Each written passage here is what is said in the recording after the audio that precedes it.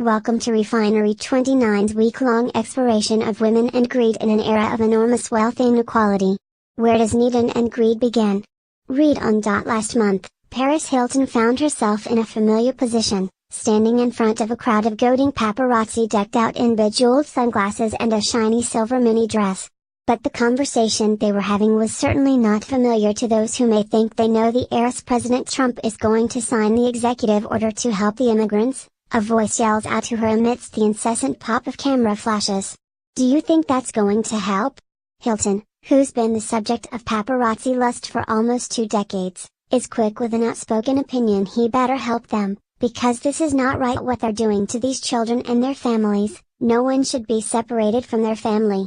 I'm disgusted, she replies, turning her head to the side, revealing the weighty gold Gucci logo emblazoned on the arms of her glasses.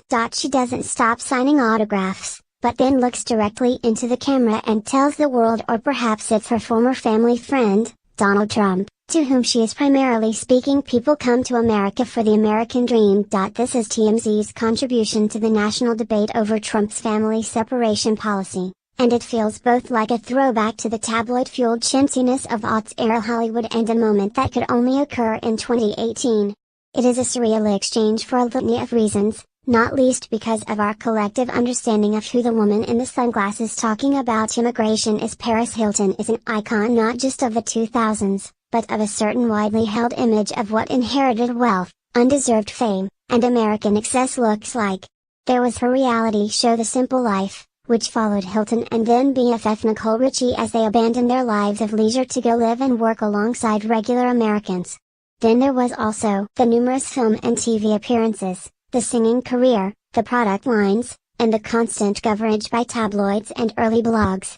Through all this she crafted a persona, and, according to our conversation with her, that's exactly what it was, of a spoiled, airheaded, platinum blonde princess, complete with a fake baby voice and sugary pseudo-sexuality that implies. I just got stuck with that character because people don't know me in real life or haven't spoken to me, Hilton tells Refinery29.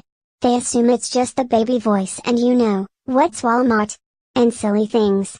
I would say that's not really how I am, but I was just trying to be entertaining for television. At 37, she's been in and out of the spotlight for nearly 2 decades. And seems to be emerging now with a concerted effort to shake the image of the prodigal rich girl. How much it's actually worked is in the eye of the beholder. I think now I've really proven myself, she argues. With the success of my fragrances, then all my other 19 product lines, and all the big deals I'm doing, and real estate. I'm finally being taken seriously as a businesswoman and empire. Her grandfather has pledged to donate 97% of his $2.3 billion fortune to charity when he dies. Paris currently has a rumored net worth of around $300 million. Her perfume empire alone is worth an estimated $1.5 billion.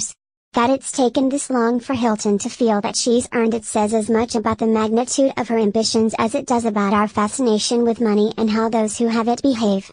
Hilton was arguably the first person to turn her mere privileged existence into a lucrative career, a model copied today by many, but most famously mastered by Kim Kardashian, Paris' old right hand, and her sisters. This year alone, Hilton released her 24th fragrance, launched a skincare line, and premiered a show on Viceland, of all places, where she examines the lives of young people attempting to make it in Hollywood. She also still DJs for nightly fees that, in 2014, were reported to be as high as $1 million per night, and dropped a new single titled I Need You earlier this year, though unfortunately it failed to live up to the success of her 2006 cult hit Stars Are Blind. Yes, I came from Hilton Hotels, but I've parlayed it into such a huge business that even my grandfather said to me, I used to be known as Baron Hilton. Now I'm known as Paris Hilton's grandfather. For all of today's conversations about the spectrum of privilege and where certain people get placed on it, America either loves, or loves to hate, rich people. Bonus points if they're beautiful women with recognizable last names. In thinking about Hilton, it's hard not to call to mind another very privileged, very ambitious young woman, Ivanka Trump. In addition to being friends since childhood, both have monetized their moneyed backgrounds and our hunger for a piece of their world to sell or what.